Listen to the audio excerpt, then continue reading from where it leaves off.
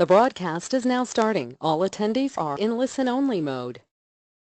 Good afternoon, everyone, and welcome to today's webinar, the subject of which is getting started with AWS and launching your project. Our presenter is Josh DeVere, DevOps Architect and Managing Director at DevOps Pro. Josh is a software engineer and an open source contributor.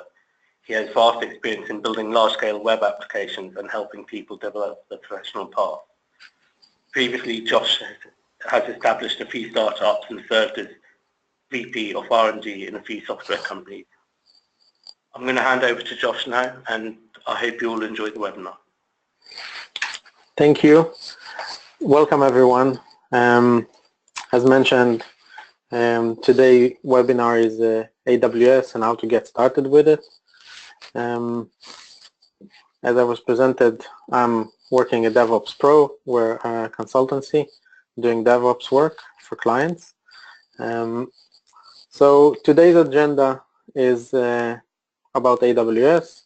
I'm going to give an overview on AWS services. I'm going to focus on the core services of AWS, the ones that really matter for beginners to start with and to understand the basic. And from them, you can bring in more stuff into Amazon and into more use cases that you probably have. So we're gonna focus on compute services like EC2 and Elastic Beanstalk. We're gonna talk about storage, all type of storage, from file storage to volume storage and NAS storage. We're going to talk about the databases services that AWS offering, networking, management tools, all the tools you need in your belt to have a production, development, or staging environment in AWS. And at the end, I'm going to show examples of AWS Elastic Beanstalk and how it works. So to get started, let's start by asking ourselves, what is AWS exactly? So from their website, it's a secured cloud service platform offering compute, database, content delivery, and more functionalities to help businesses scale and grow. So just to be clear, Amazon is a cloud provider.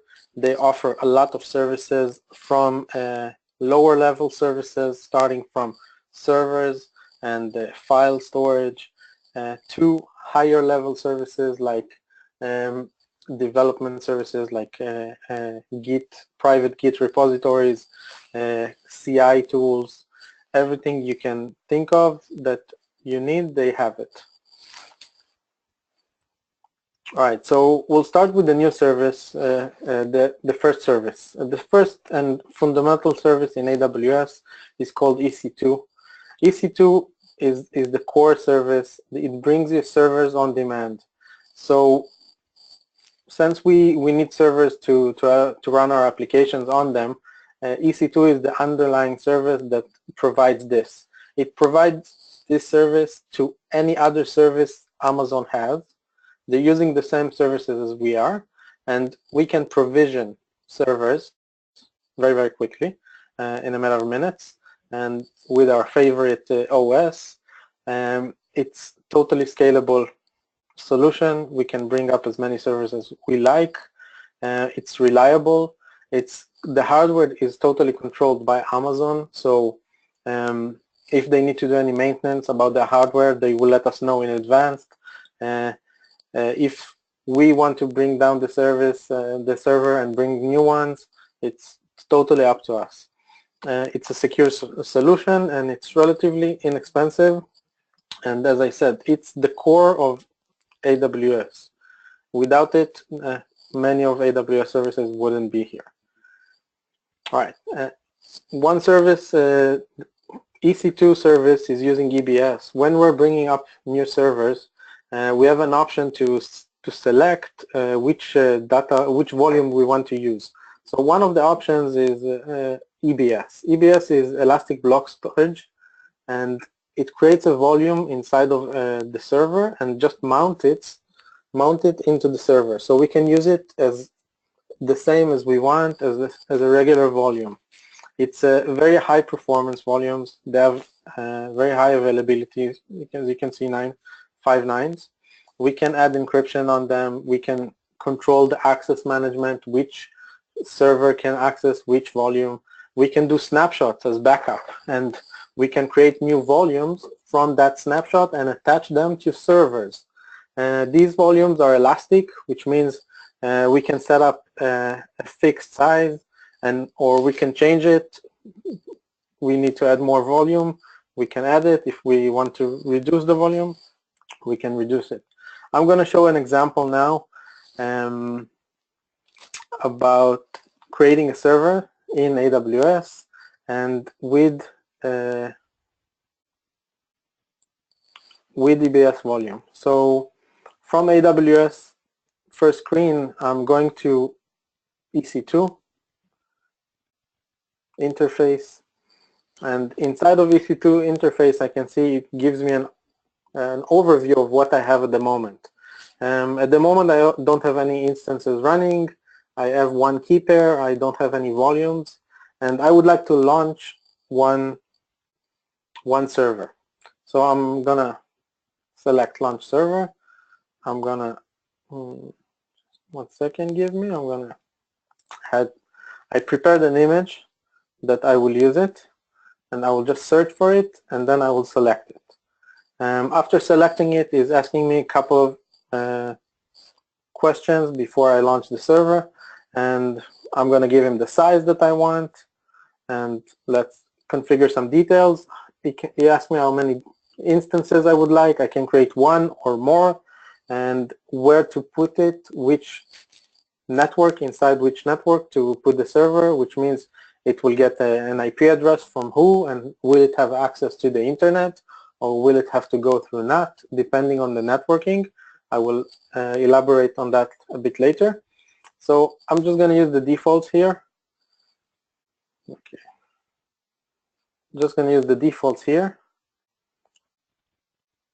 And then I can add storage, the type of storage that I want. It's going to be EBS storage, as I said. I can add tags, and I can configure security groups, which basically is the firewall. And I would like to open port 80 because of the instance I'm using. It's going to have Apache on it, and I would like to have access to that. Now he's asking me about the SSH key that he will set up for that instance. So I will be able to access that instance through SSH and change whatever I want. We have full root access to every instance we create, and of course we can add more keys, not through their website, not through their UI, but inside of the server I can add more keys. Now we can see that the instance is launching. We can go to view instances, and we can see here, I'll just show, I will show only the running instances, and we can see it's initializing. It already got an IPv4 IP address, and we can access it and maybe get the Apache one. No, it's not up yet. So we'll give it a few more seconds, and after its initialization, it will bring up the server, and as we can see, there's Apache running, the server is up, and all the tests have passed, and we can continue to the next slide.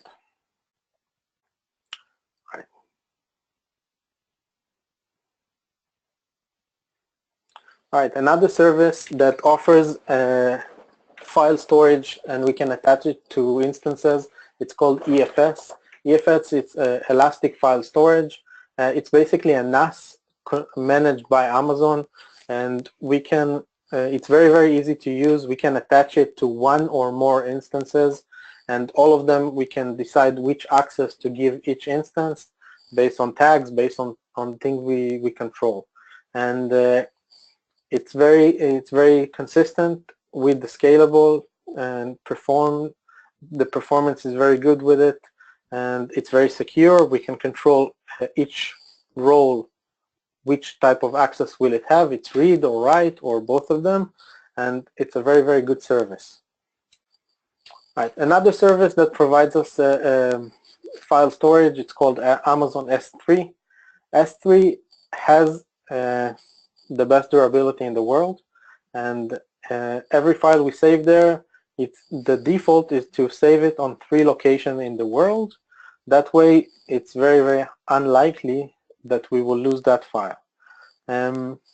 It's very security oriented. We can encrypt the files there automatically using Amazon. It has a lot of compliance capabilities. So if you live in an environment that needs compliance like EPA, like PCI, Amazon S3 is a very good place to start with. We can manage it very easily. It has automatic static web hosting. If you have a static website that you want to host there, the HTML files, JavaScript, CSS, it automatically can do that. And there's also file versioning. So if we just upload more files, it will save the versions. I'm going to create a bucket now inside of S3. I'm going to upload a file there, and I'm going to show you how to enable the web hosting. So in my interface, I'm going to create a bucket, and I'm going to call it my AWS 101, and the region is going to be in London, and I'm going to go next. I don't need any versioning or logging or anything like that, and I'm just going to give public read access to this bucket because I would like to upload an HTML file there, and I want it to be served from that bucket. So right now the bucket is created. When I go to properties, I can see the static website hosting, and I can tell him use this bucket to host a website, and I'm going to tell him which file is the root file, and it's going to be index.html, even though I didn't upload it yet. And when you can see here, I have an endpoint, which is a direct URL to that bucket. So at the moment, we don't have anything. So it tells me the specified key does not exist, which is index.html. So let's upload it. In the overview, I can go to upload, add files. I have index.html. I'm going to give it read access, same way I did before. So we can access that file. Any user can access that file. And after it's uploaded, we can see it here. And I can just refresh here, and the file is served. Welcome to S3. Another good service from AWS, who is very, very stable. Moving on. Amazon RDS service. RDS is managed databases by Amazon. It's very easy to administer the database. They provide databases from MySQL, Postgres, Oracle, Microsoft SQL. So it doesn't matter which database you're using, they probably have it there, and you can just start using it by importing your data. You have a migration service that can help you with that also. It's a durable solution. It's very secure. You can encrypt the data at rest using Amazon RDS service. Inside RDS, they have an offering called Aurora. Aurora, it's basically Amazon rational database, which is compatible with MySQL or Postgres, which means if you're using with either MySQL or Postgres, using Aurora will give you a much better performance than just using a Postgres or MySQL. So it's highly recommended. The next service we're going to overview is Lambda. Lambda service in Amazon, it's relatively new, I mean a year or so, and it came from the need of serverless. Serverless basically means that we have no servers to manage. Everything is managed by our cloud provider, in this case AWS, and all the scalability that we need, everything is done by them. All we need to provide them is a zip file with our code inside of it. Lambda, as of today, supports Java, supports Python, supports Node.js, and more. So all we need to do is wrap our code, upload it to Lambda, and Lambda will distribute it, will deploy it automatically for us, will scale it up, will scale it down. Llama has lots of integration with AWS services. So for example, if we're taking RDS service we talked a minute ago, and we want to perform something every time a row is inside of a database. So we can trigger a Lambda function every time one of the table changes. So Lambda will perform something into that table or something else. So it's very, there is a seamless integration with a lot of AWS services. And it's very cost effective in use cases because you pay per 100 milliseconds. So depending on the time you run your script, that's how much you're going to pay for it. Another service in the database offering is called DynamoDB. DynamoDB is AWS NoSQL offering. It's fast, it has consistent performance, it's highly scalable, it's fully managed by AWS, so if you need to scale it, they're doing everything for you. It integrates with Lambda seamlessly, as I said. If we need to change things based on things that change inside the database, we can trigger Lambda functions. It also very seamless integration with fine-grained access control, which is called IAM, Identity Management in AWS. And it's a very flexible service. It can provide you with document or key value data structures. So if you're using Mongo, transitioning to DynamoDB, it's very simple. Our next service is VPC, Amazon VPC.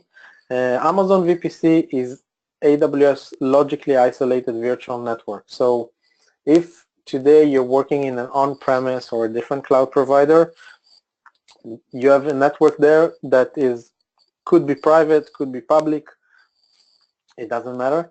AWS helps you by creating your own isolated environment inside of AWS, which means I can have multiple environments, multiple networks.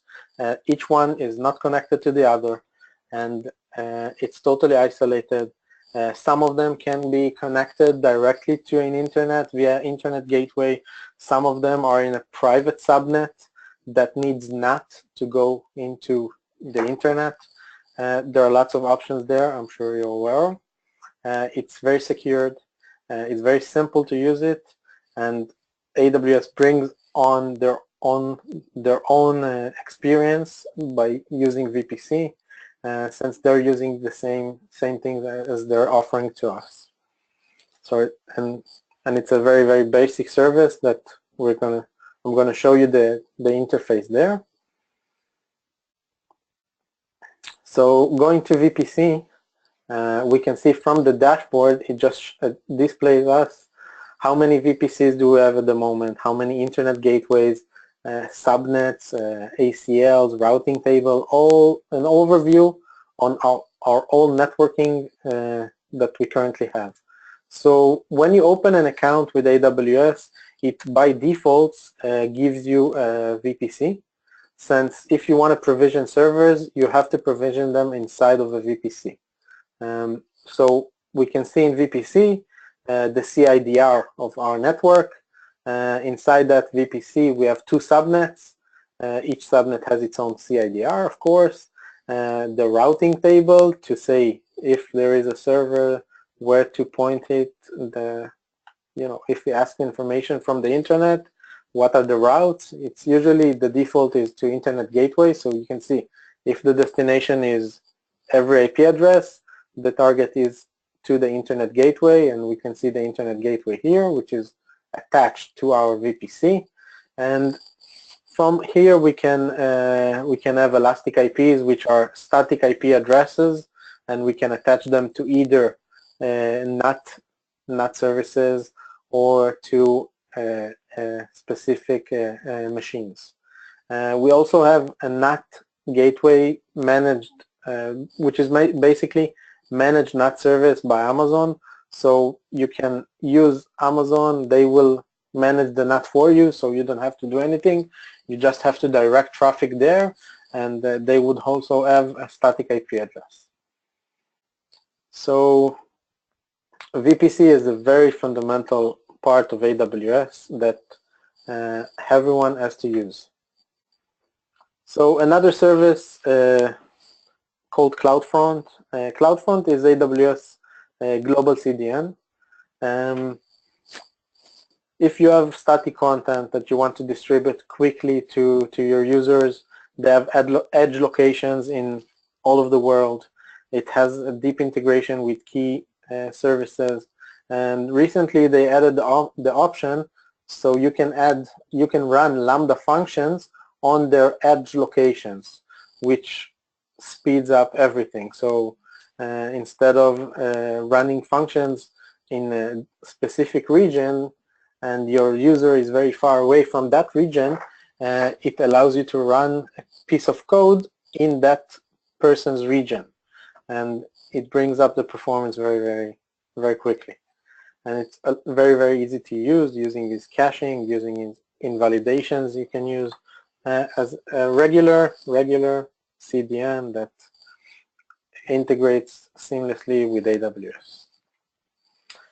Another service is Route 53, which is AWS DNS management. So if you have DNS, you have domains that you want to use, you just attach them into Route 53, and everything is managed through there. Route 53 has more features like latency-based routing. So if your user, as I said, is far away and you have two regions who can provide the same data, and it will direct the user to the closest one as GeoDNS.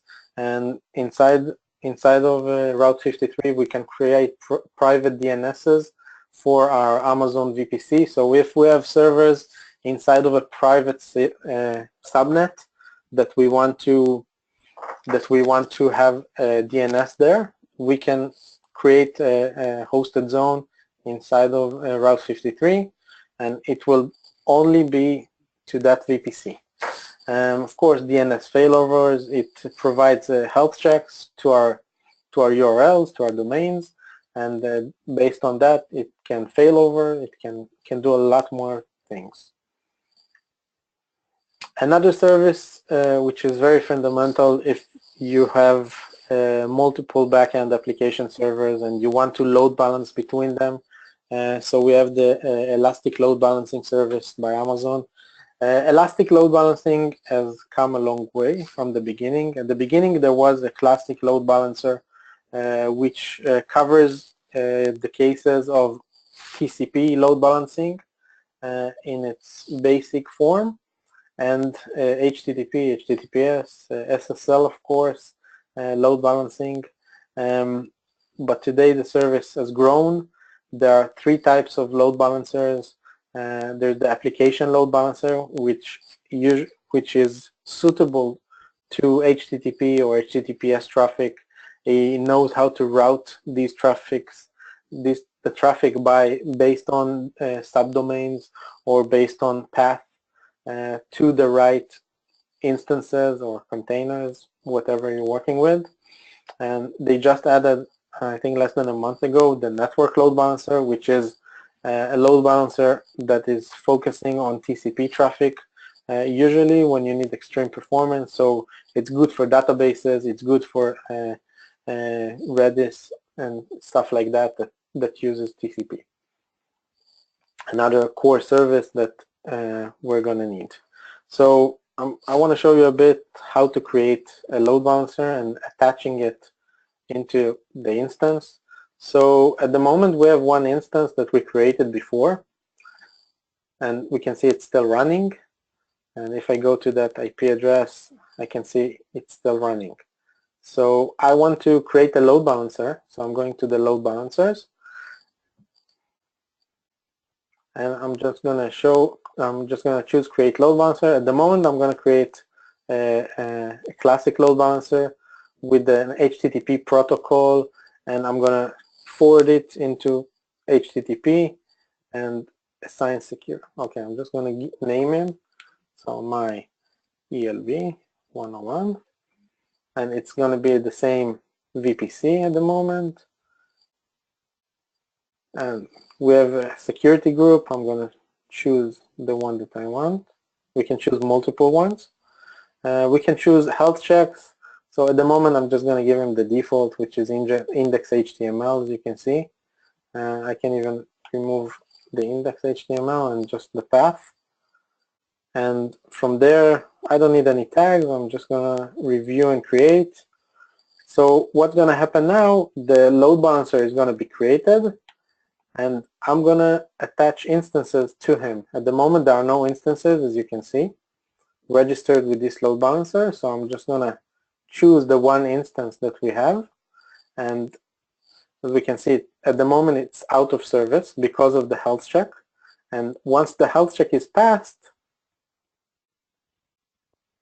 the load balancer will be able to route traffic to that instance. So give it a second. I'm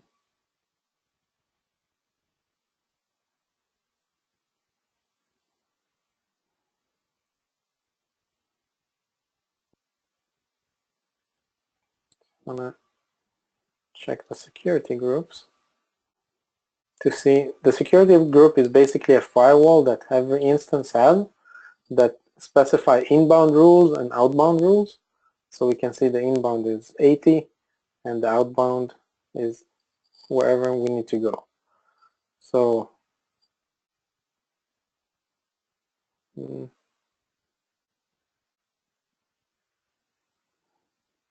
still out of service. See? Yeah.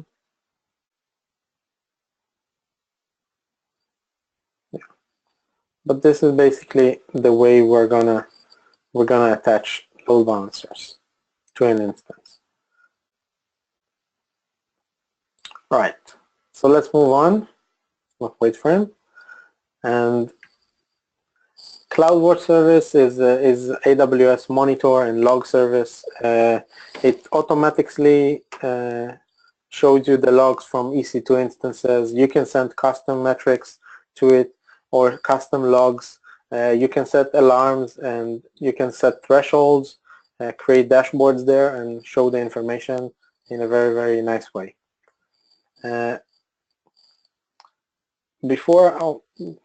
CloudFormation service is AWS infrastructure as code. So usually, as I show you now, we can do things in the UI, but the UI can be limited in some cases that we need. So we have an option in AWS to describe the infrastructure we want as code. So we can either write JSON or YAML files, and we can set up parameters. And there is even a visual, there's an editor that we can use as a drag and drop interface to create those environments.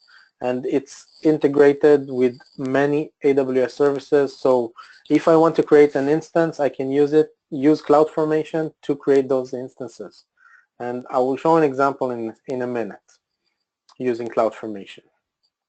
The last service that I'm gonna show, which is a major core service, is called IAM, which is the identity management inside of AWS. The identity management has brought in security as a first-class citizen in AWS. Using the IAM service, you can fine-grain access control to all AWS services, which means if I have an S3 bucket and I want to allow access only to specific users or servers, I can fine-grain who has access to that bucket, or if I want to a specific file in that bucket. And I can do that about anything. If it's a database that I want access only from specific machines, I can do that too. Through there, we can control the user policy, whether we must allow multi-factor authentication to the users. which without it we can't create users, they can't log in. Everything is that has access policies is being created inside of IAM. And of course, it's integrated with our corporate directory, whether we're using Active Directory or something else. I'm just going to show the UI for it, which can be a bit frightening at the beginning. But as in the dashboard, we can see how many users we have. We can see how many roles. A role is basically a user with permissions inside to AWS resources. But roles, we usually attach them to machines, to EC2 machines, to containers, to things like that. And so you can't log into the interface with the role. And of course, we have groups and providers and things like that. So, for example, here we have 3 roles, and I'm going to give you, for example, the Elastic Beanstalk EC2 role. We can see which policies he has and what privileges each policy has. So we can see it has S3 access, and it has X-ray access to that role, to that policy. And we attach policies to roles. It's a very, very powerful tool, and we must work with it. Right. After going through all the core services of AWS, I'm just going to give a brief second to talk about more services AWS have to offer. So if at the beginning you're planning to move your development environment into AWS, AWS has a lot of services in the development world. They have CodeStar that helps you develop and deploy AWS applications. They have private Git repositories via Git code commit. They have a CI server via code build. So every time you push a push to Git repository, the build is automatically starting and it gives you a report. They have a code deploy that you can deploy your code into EC2 instances. X-ray, so you can debug and analyze your application. More and more tools for development. More tools that Amazon is very strong on is in the analytics world. They have a service called Athena that if you have JSON files inside of S3, you can query these JSON files using SQL. So you don't need to import them to any database, to any NoSQL or something like that, and to query it from there. You can just do it directly inside of S3. They have a hosted Hadoop framework called EMR. They have a managed search service called Cloud Search. If you're using Elasticsearch, they have a managed Elasticsearch cluster. They're managing it for you. They have something called Kinesis, which is equivalent to Storm. So if you're working with real-time events and just process them as quickly as possible, Kinesis is for you. They have a data warehouse called Redshift, and a lot more of the tools. The last tools that is good for if you're transitioning is AWS Glue. It helps you prepare the data and import it to the service you want. It can import to RDS, it can import to EMR, whatever service you need, it will help you import and migrate from your on-premise or different cloud providers. And of course, they have a lot more services like migration services, mobile, application services, messaging. They can send SMS, email, things like that. And if you're a corporate user, they have business productivity services. Of course, they have Active Directory, managed Active Directory by them, and a lot more services. So I want to move on to the Elastic Beanstalk example. I want to explain why I chose Elastic Beanstalk and to show it. Elastic Beanstalk is a service that wraps around other AWS services. So this service allows me to have an application and deploy it, whether it's a .NET application, Java, PHP, Ruby, Python. and I can just wrap it in a zip file, and it will deploy it to the servers that Elastic Beanstalk manages for me. If I need to scale up, I can do everything inside of Elastic Beanstalk, and it's a wrapper, so it's very, very easy to understand the underneath services that it's utilizing, like ELB, like ECS, EC2, RDS, of course, auto-scaling, and more. So I will open the example very, very quickly since we're low on time. And so from the main screen, everything I'm going to use, it's going to be pre-configured. So I'm going to just choose a Node.js application. I'm going to launch it now. What it will do automatically, it will create an environment for me. It will create an application, and inside of an application I can have multiple environments.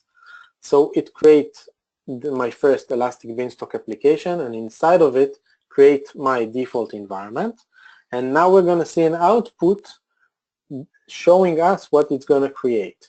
It's basically going to create a load balancer for us. It's going to create a server behind that load balancer that will have access, and it will deploy a sample Node.js application to that server.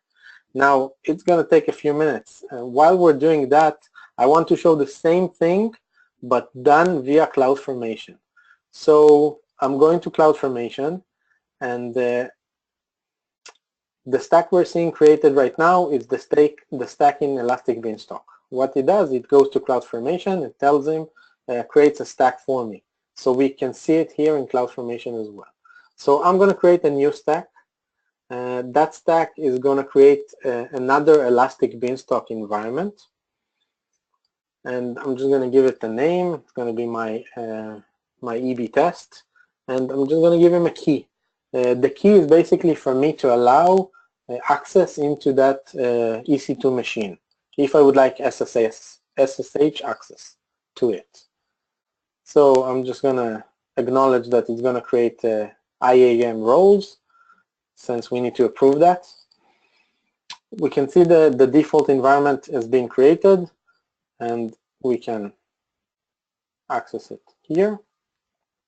And we can see the next environment is being created as well. So if I access it here, we can see all the event that happened. So we can see from the beginning it's creating an environment. It's creating an S3 bucket for that environment. So if I'm uploading my application, it will be saved in S3. And from there, it creates auto-scaling group. It creates CloudWatch alarms.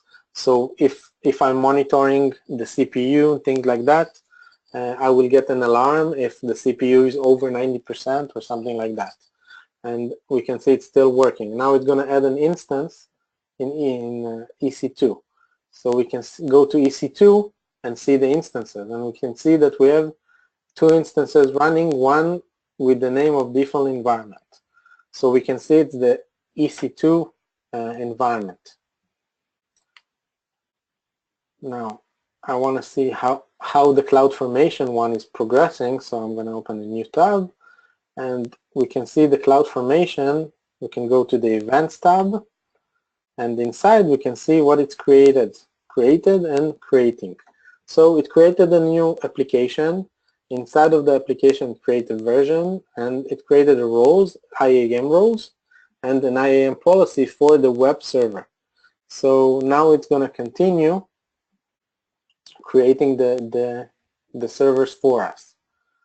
If we go to EC2, and we can even go to the load balancers to see a load balancer being created as well. So we can see the new load balancer created with the instance attached to that load balancer, and it's in service.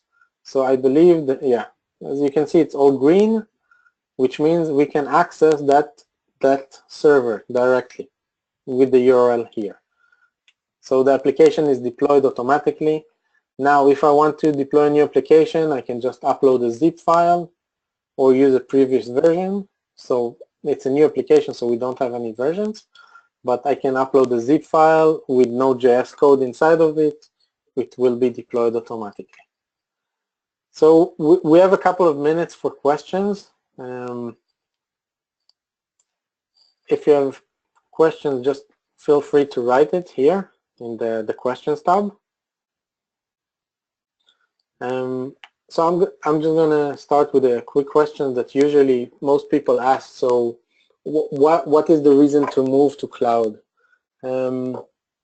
So cloud usually gives us the flexibility to do what we want very, very quickly. If you're at the moment in a on-premise environment, which means that scaling up, buying hardware takes a lot of time, in the cloud it doesn't exist because you can just provision more infrastructure very, very quickly. And besides that, cloud usually reduces the expenses on on-premise environments. So it's a lot cheaper to run your needs because you're basically paying only for what you need. You're not paying for more. In an on-premise environment, you have to have a lot of spare hardware, spare resources, so you will be able to scale up. And even if not scaling up, if something fails, you need to have a backup for it. You need to have a replacement and even a hot sink failover. That is very, very important. Right. So I can see the first question. So how do containers feature in AWS? So in AWS, we have a couple of options to use containers. One of them is Elastic Beanstalk. In Elastic Beanstalk, you can create a lot of environments, not only Node.js, PHP. You can even upload a Docker file, which basically you just give him a config file with the Docker image you want inside of it, and it will be deployed automatically. That's one option. Elastic Beanstalk is a wrapper around ECS, and which ECS is the Amazon Container Service. So you can create a cluster of instances that are all managed by Amazon, and you can just deploy your containers inside of it. So both offerings are good.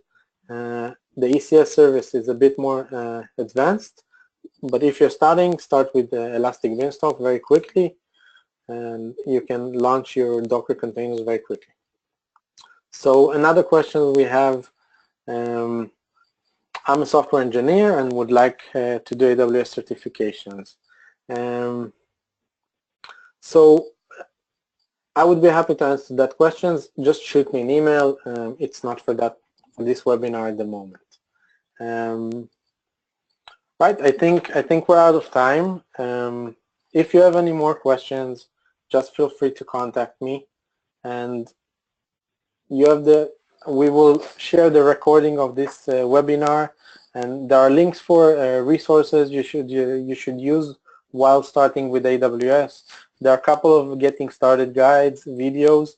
Amazon has a free tier, so for 12 months for several resources, they don't charge you any money for it, so you can experiment without worrying about the bill. And the last link is our Facebook group, which I invite you to join and ask questions there. All of our team is there, and they're very, very happy to help you. Thank you, everyone, for that. Thank you, Josh, and thanks for everyone for attending. I'd just also like to point out Josh will be presenting a workshop on the 18th of October in London, where Josh, you'll dive deeper into a lot of these topics and beyond. Yeah, exactly. I will dive deeper into everything I just talked about here, and give more than an overview, but a deep dive and show examples of real-world use cases, and I will share the code, of course, with the attendance. Well, thank you again, Josh, and thanks again to everyone. Thank you. Have a good day. Bye.